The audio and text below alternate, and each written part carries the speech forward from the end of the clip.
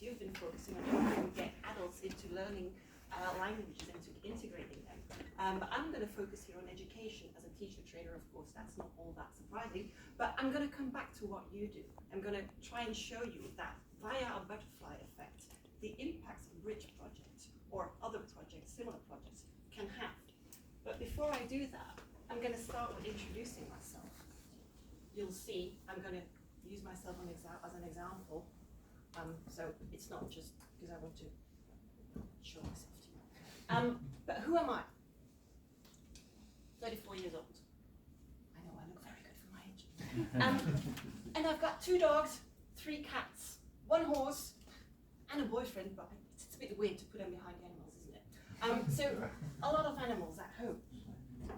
I research multilingualism and education. So I look into both settings like CLIL, content and language integrated learning. How can you learn mathematics in a language that is not the regular instruction language?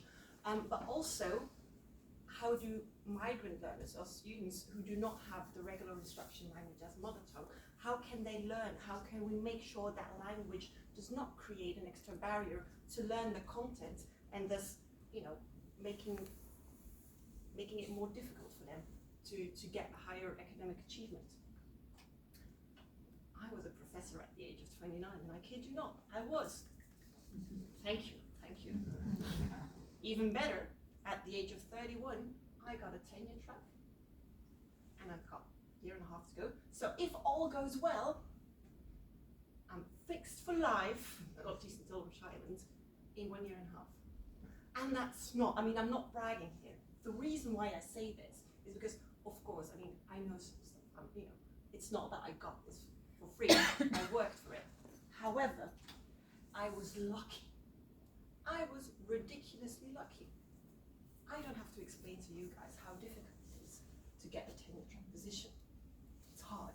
People sometimes have to wait for 10 years before maybe they get an opportunity to apply for one. I was there at 31. I already had that part-time professorship at 29. And that's cool. I feel lucky and I'm okay with that luck.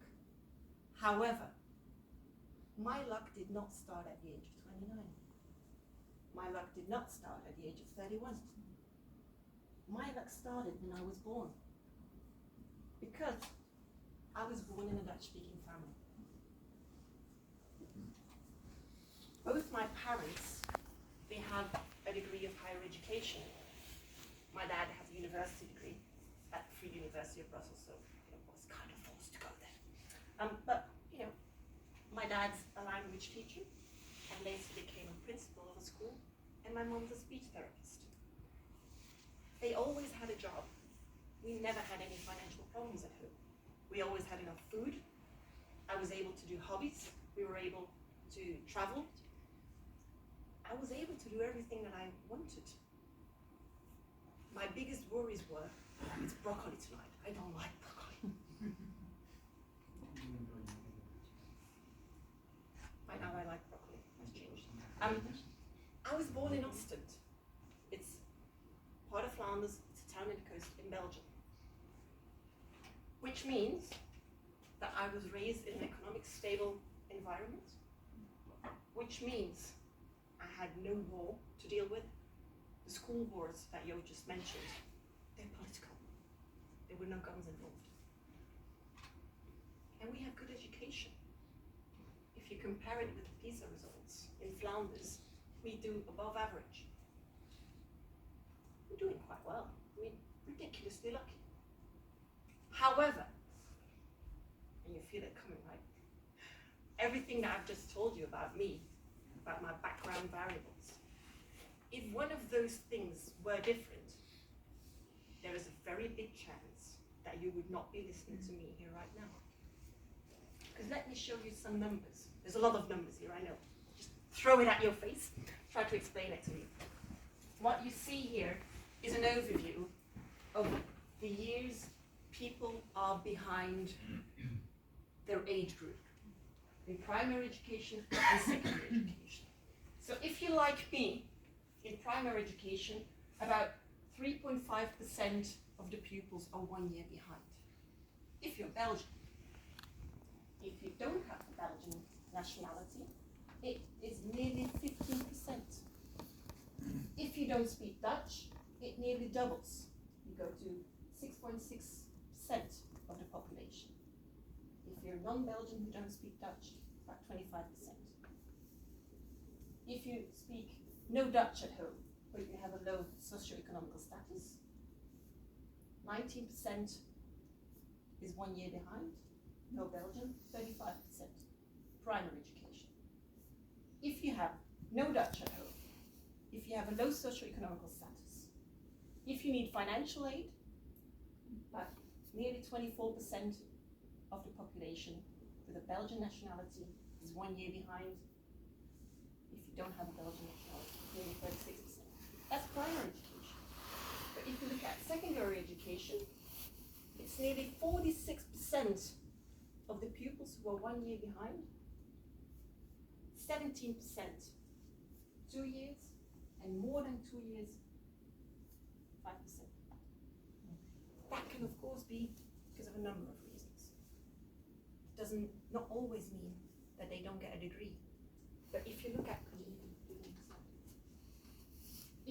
this slide, what you see here is how the delay in your school process is linked with early school leavers.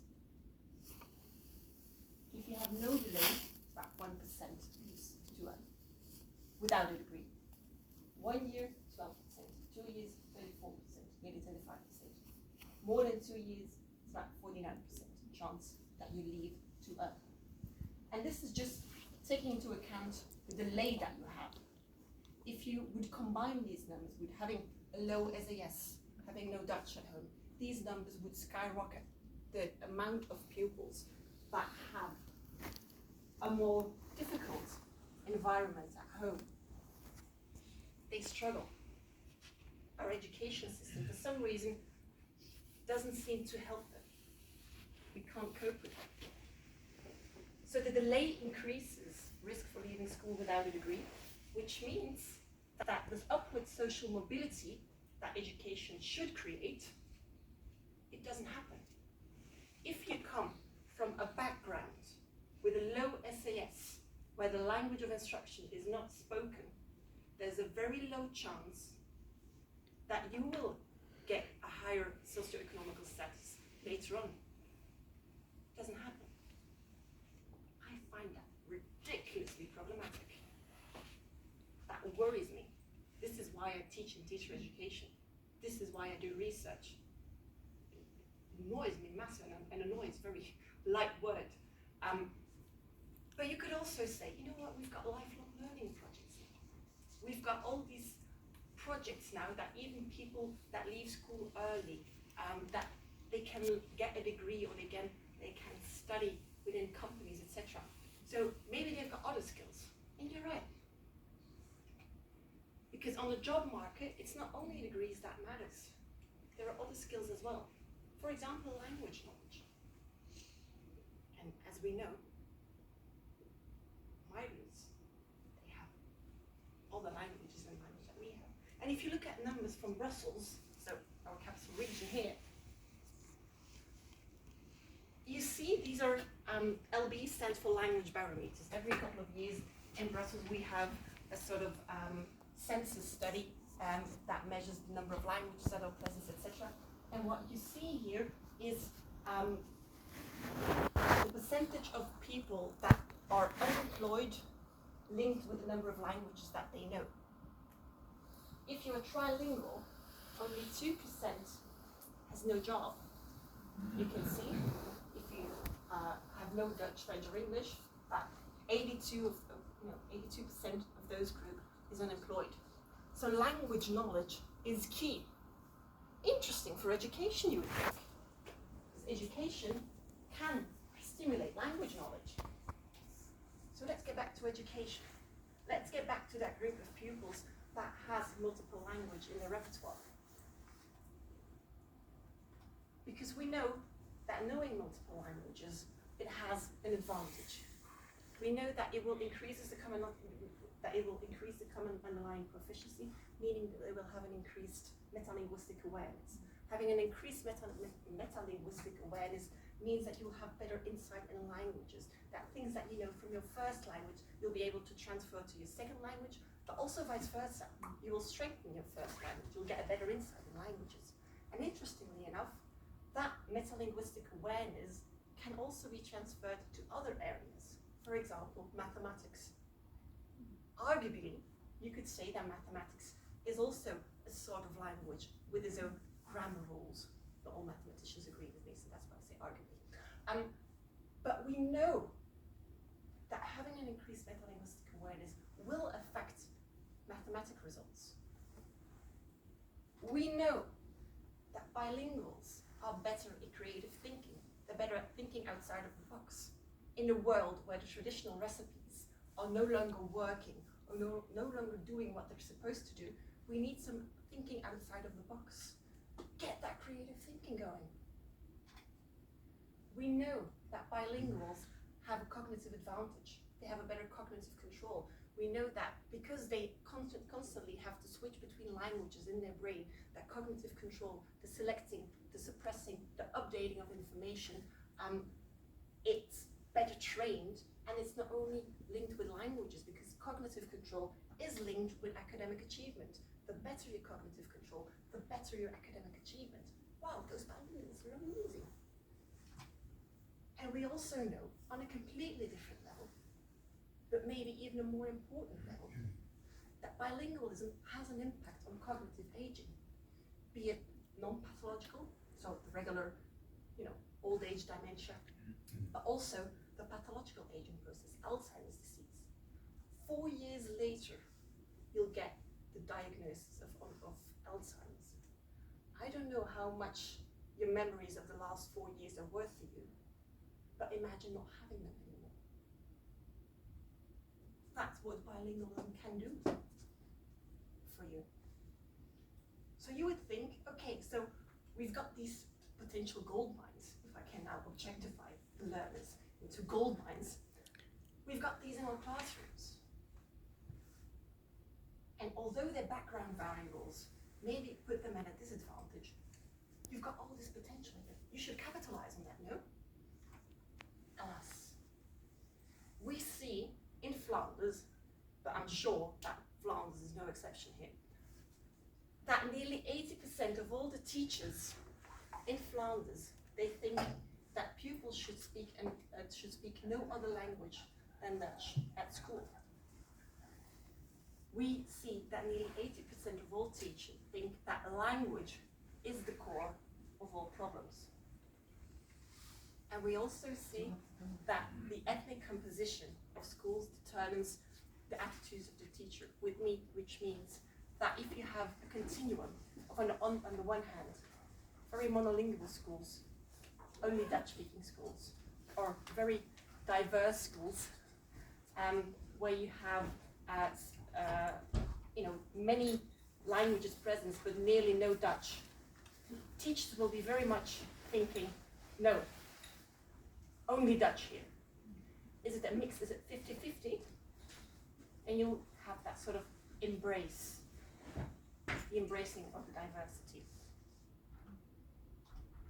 We see, and now I'm going to paint a very negative picture, I'm sorry.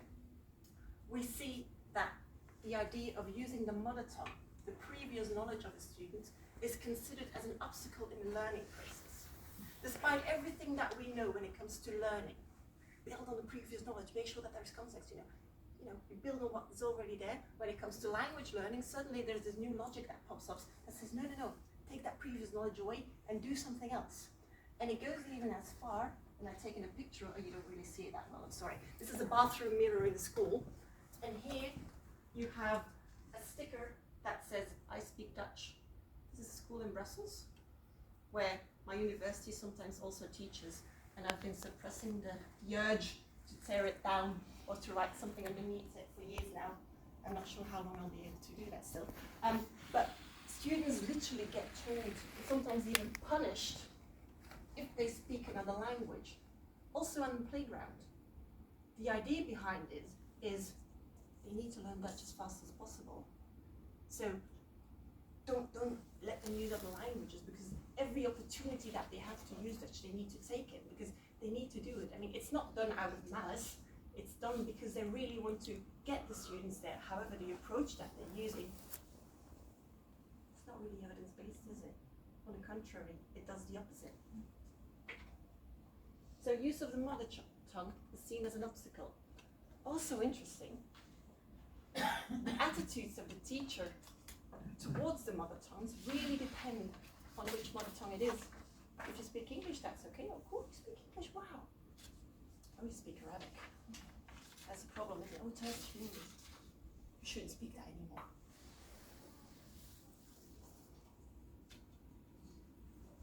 There were classroom observations. Think about what we said on, maximizing every opportunity you have to speak Dutch. Well, classroom observations, and many of them, showed that during a class, the teacher would not get the turn to the non-Dutch speaking pupils. They get less opportunities to practice. Again, I understand why, as a teacher, you have a very strict deadline. You need to get everything done. You only have 50 minutes, and if a non-Dutch speaking pupil is struggling to get the right answer formulated in Dutch, and it will take you 5 minutes, whereas if I give the word to somebody else and they do it in 5 seconds, if you stress for time, you're not going to do that. But that, of course, means that those non-Dutch speaking pupils are less involved in classrooms. This will probably also not surprise you, that there are lower expectations of non-Dutch speaking pupils. I don't have to tell you that this creates a self-fulfilling prophecy. If you lower the bar in advance, you can't expect somebody to get this high. And the most striking one that I find, again, pardon my French, but the one that really pisses me off, is that if you have Dutch speaker with a failing grade, and you have a non-Dutch speaking pupil with the exact same failing grade, the Dutch speaking pupil will be allowed to go to the next year. The non-Dutch speaking pupil will be retained, have to do his year over. If you then go back to the numbers that I've just shown you, the impact that it has on the delay in progress and the early school years. This is where it all happens. So what do we do? There are two options. The first one, just take a tube of ice cream and you cry. I mean, this is to cry. You have to cry from this. But, joking of course, because let's face it, this is not an option. We cannot leave these pupils on their own. It's just on so many levels wrong. So although I'm not going to judge you if you want to eat a jug of ice cream, please go for it. I might do it myself. We need a second option. We need to turn people into supermen, teachers into supermen. But also, we need to make sure that it's not just the teachers. If we say that it takes a village to raise a child, then my question is, well, where is a village?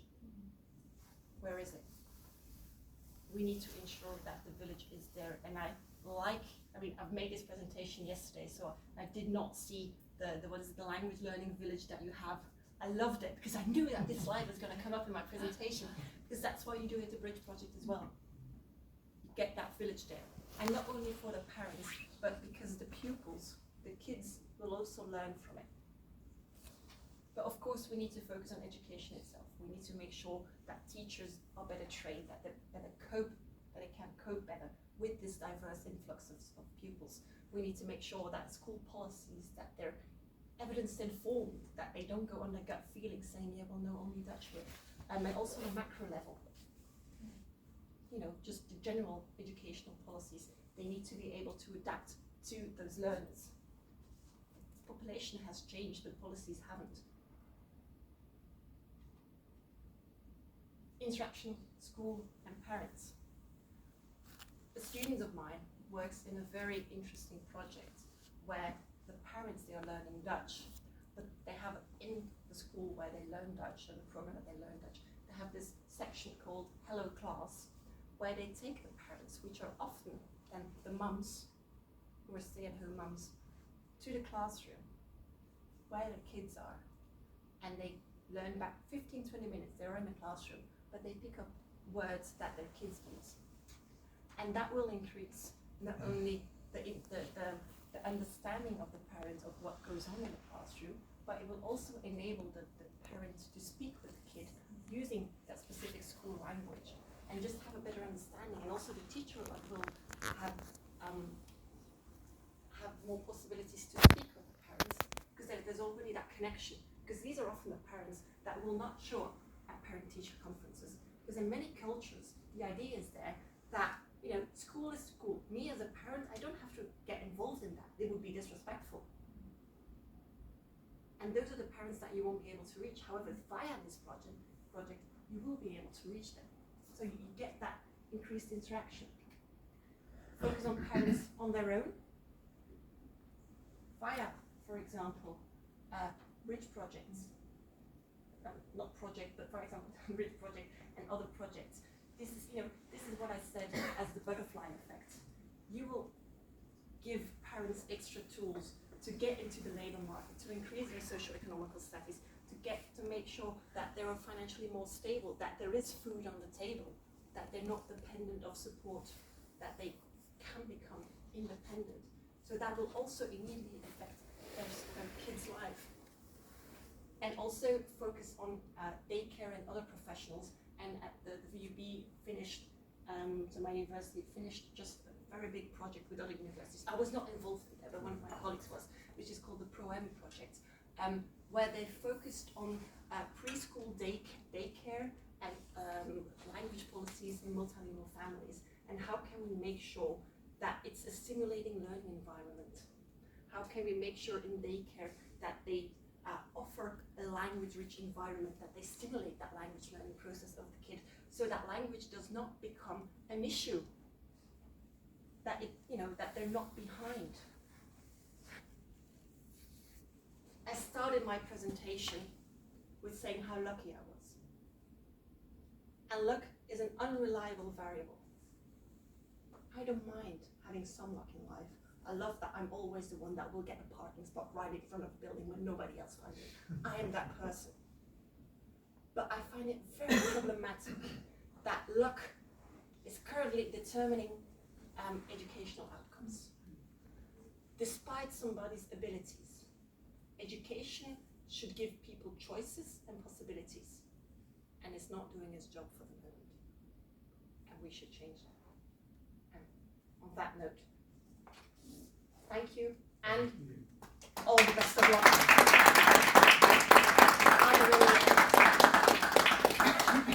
Questions?